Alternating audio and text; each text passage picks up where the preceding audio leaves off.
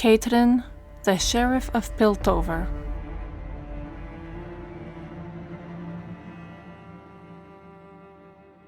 Born into a wealthy and influential merchant clan, Caitlyn Kiramman swiftly learned the social graces of life in Piltover, but preferred to spend her time in the wilder lands outside of it. Equally adept at mingling with the moneyed elite of the City of Progress, or stalking a deer through the mud of the forest, she could confidently track a bird on the wing of the merchant districts, or put a shot through the eye of a hare at 100 paces with her father's repeater musket. Caitlyn's greatest asset, however, were her intelligence and willingness to learn from her parents, who reinforced her understanding of right and wrong, even within a life of comfort and privilege. Her mother was one of the highest controllers in Clan Kiramman, and would always warn Caitlyn of Piltover's seductions, and its gilded promises that could harden the kindest heart. At first, Caitlyn paid little heed. To her, Piltover was a place of beauty and order that she cherished after each trip into the wild. All that was to change one progress day some years later. Caitlyn returned to find her home ransacked and empty. Her family retainers were all dead, and there was no trace of her parents. Caitlyn secured the house and immediately set out to find them. Tracking within the confines of a city was very different from hunting in the wild, but one by one, Caitlyn located the thugs who had invaded her family home. The trail eventually led her to a hidden safe house, where her mother and father were being tortured for information. She rescued them under cover of darkness, and alerted the Piltover wardens, though not one of the kidnappers they arrested knew the identity of the individual who had hired them, only a proxy with the initial C. Caitlyn and her parents began to rebuild their lives, but something fundamental had changed. Her mother in particular could no longer face the politics and duplicity of clan life, and gave up her prestigious role, leaving something of a vacuum in the Kiramman leadership. And, though she loved her parents dearly, Caitlyn had no desire to take her mother's place, nor to learn her father's trade as an artificer. Instead, her focus turned toward breaking through the web of intrigue surrounding the mysterious sea. Utilizing her hunting skills, she established herself as a private investigator, and quickly made a name for herself as someone who could find anything or anyone. In recognition of her self-made success, Caitlyn's parents crafted her a hextech rifle of exquisite artifice, with greater accuracy than any musket. The weapon could take a variety of specialized shells, and be easily modified in the field.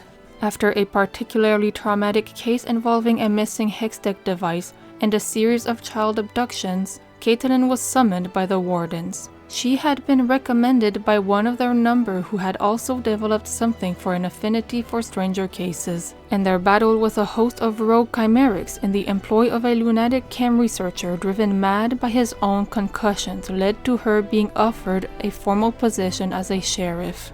At first, Caitlyn refused, but eventually came to realize that a warden's resources could potentially get her closer to discovering the true identity of C. Caitlyn has since become a highly respected officer within the ranks of the wardens, always striving to make the City of Progress a better and safer place. She recently partnered with a new recruit from Zon, the brash and reckless Vi. How such an unlikely pairing came about and been proven so effective is the subject of a wild rumor and tavern speculation among their fellow wardens, as well as those they haul away to jail. What Caitlyn doesn't know, however, is that C is also keeping tabs on her, especially as her investigations bring her ever closer to the truth.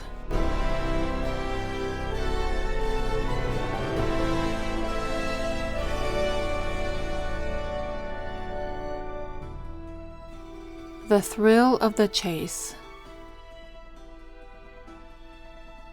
Even 3 bells after the sun gate had closed, Piltover was still full of life. Life that was currently getting in her way.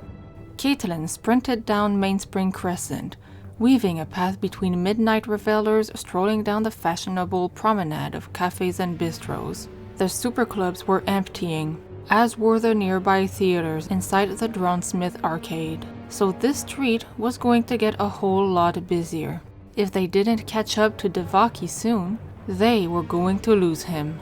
"Do you see him?" shouted Mohan from behind. "If I could see him, I'd already be drawing a bead on him."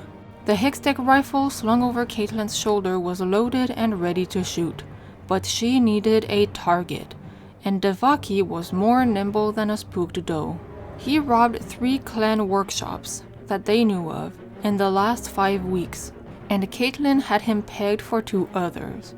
Working a hunch that something big was in the works, she and Mohan had been keeping watch on one of the House Morich's workshops. And sure enough, Devaki had shown, though they hadn't known it until the city lighters had worked their way down the streets to ignite the glow lamps, and Caitlyn caught his reflection in the glass of the cafe across the street.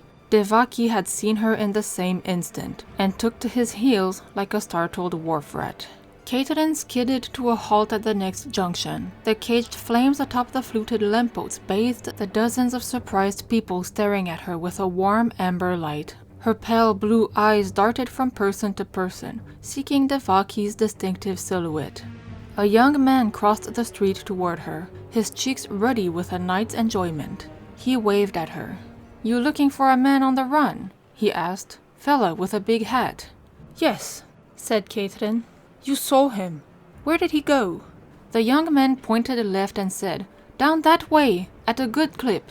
She followed his gaze and saw cheering theater goers spilling from the Drawsmith arcade, a vaulted structure of colored glass and ironwork columns.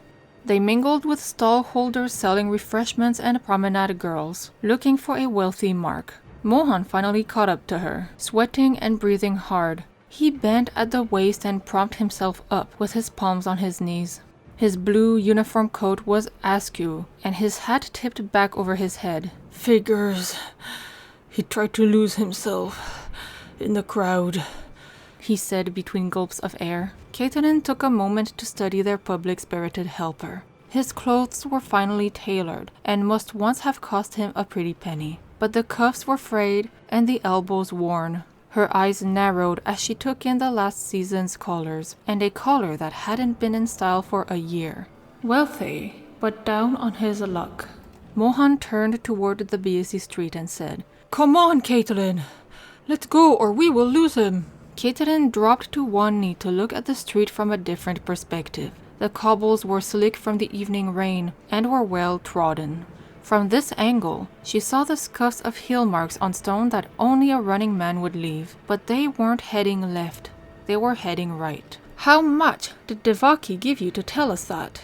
said Caitlyn to the unfashionably dressed young man. "If it was less than a gold hex, you were swindled." The young man put his hand up and said, "It was 5 actually," before turning tail and running toward the crowds with a laugh. "What the?" said Mohan, as Caitlyn sprinted in the opposite direction. She'd lost valuable seconds, but knew exactly where Devaki was going now. She soon left Mohan behind, her sometime partner, a little too fond of sugared pastries the district inspector's wife made for her husband's officers. Caitlyn ran a winding path through the city, along seldom-traveled alleyways and crooked paths between the gabbles of tall, brick-fronted warehouses. She cut across busy streets, drawing cries of annoyance from those she barged out of her way. The closer she came to the Great Canyon bisecting Piltover, the narrower the streets became. But she was betting she knew the shortcuts of Piltover better than Devaki. After a dozen twists and turns, she emerged into a crooked street of undulating cobbles that followed the jagged line of the cliff. Known locally as Deep Street thanks to the wheezing hexdraulic conveyor at the end that ran late into the night, it was deep in shadow. The iron-framed cabin hadn't yet opened, the lozenge-patterned grille still in the closed position. A group of 15 Zonites, a great many of whom were intoxicated, gathered around the ticket booth. None of them were the men Caitlyn was looking for. She turned and dropped to a crouch, resting the barrel of her rifle on a packing crate bearing the brand of Clan Medarda. Stolen property, no doubt, but she didn't have time to check it. Caitlyn thumped the rifle's premier switch to the upright position. A gentle hum built within the breech as she worked the action to ready a shot. She pulled the butt of the rifle hard against her shoulder and slowed her breathing. Her cheek pressed into the walnut stock, and she closed one eye as she took aim through the crystalline lenses. She didn't have long to wait. Devaki swung around the corner, his long coat billowing out behind him, and his hat a tall silhouette. He appeared to be in no hurry, but then he believed he had shed his pursuers. He held a heavy brass-cornered case in his metal-clawed hand, a crude thing Vi said he'd had done in one of Zahn's ask-no-question augmentation parlors when he was a foolish youth. Caitlyn focused her aim on the pneumatic monstrosity and squeezed the trigger. A searing flash of orange-red exploded from the weapon's muzzle, and Devaki's hand vanished in a pinpoint blast. He cried out and fell back, his hat toppling from his head as the case fell to the ground. Devaki looked up, his eyes widening in pain and surprise as he saw Caitlyn.